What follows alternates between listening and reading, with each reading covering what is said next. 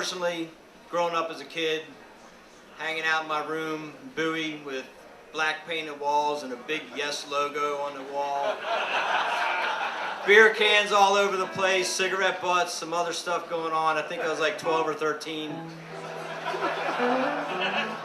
I remember a friend of mine walking in and saying, "You gotta hear this band. You gotta hear these guys," okay? And at that time, I had some friends living down the street.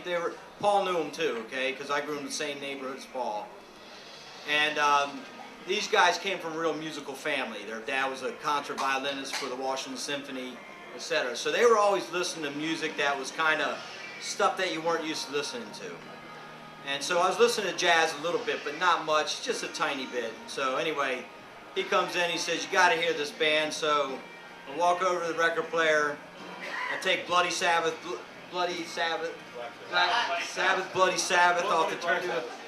Okay, Neil Young, it was all stacked vinyls on top. We take those off and we put on this album and we turn it on, and it was just really amazing. It was Return to Forever, Romantic Warrior. And at the time I was playing guitar a lot, and I just remember hearing this guitar player play and go, man, I'd like to play like that guy, okay? So anyway, that was my first taste of Return to Forever and Al Di Meola, and I was always hooked ever since. And the reason I bring this up is because for me personally, for Paul, a lot of us, it is really, really an honor to have Al representing our guitars and playing our guitars. Amazing player, great guy. So Al was playing a Modern Eagle guitar before. We had built him one. It was a charcoal sunburst with a white sparkle back. And then somehow or another, I think he stole Paul's guitar from him last year, okay? So I think Paul wanted to get his guitar back. And so what we did is Paul set up a meeting with Al, and me and Paul and a few other people sat in a room with Al, and we came up with all these different specs.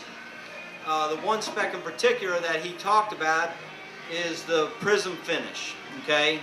And for us, we were kind of leery about it because we really didn't know how we were going to pull it off. But after a bunch of trial and error, Paul Miles did a great job coming up with a formula, and we ended up coming up with the Prism stain job that's on these guitars. And Al Di Meola was totally into it, so we got his approval. Then there was a few other specs we changed on the guitar, and one of them is the neck shape, okay?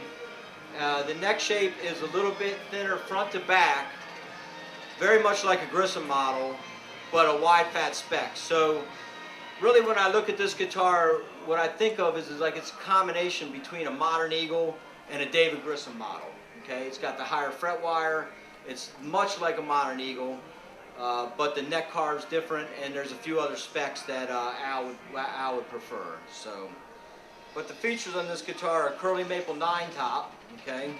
We want to decide to put one more stage in there. Lightweight mahogany back, 25-inch scale, 10-inch radius, Peruvian mahogany neck. What this is some really very dark, stable mahogany.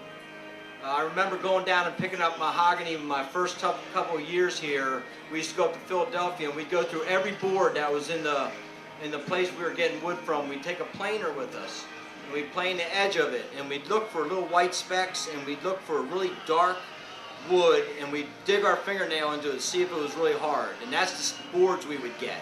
Well, that's what this Peruvian mahogany is, okay? It's dark rosewood fingerboard. It's actually dark Mexican rosewood fingerboard. This is another wood we've been using lately. Paul has really been working hard on. We've come up with some really great pieces, great supply of this dark Mexican rosewood. Sounds awesome. Looks great. Very, very much like Brazilian. It's got the new birds, and this has got the 5708s also, okay? And this one comes standard with the tremolo system. This finish is a new DuPont finish we're working on. It's a new clear coat that we've also been working on to get, and this is the kind of stuff Paul's been doing every day. This is a new coating that we're using that's similar to our production guitars, but it's also very much harder, okay? Do some Al Di Meola.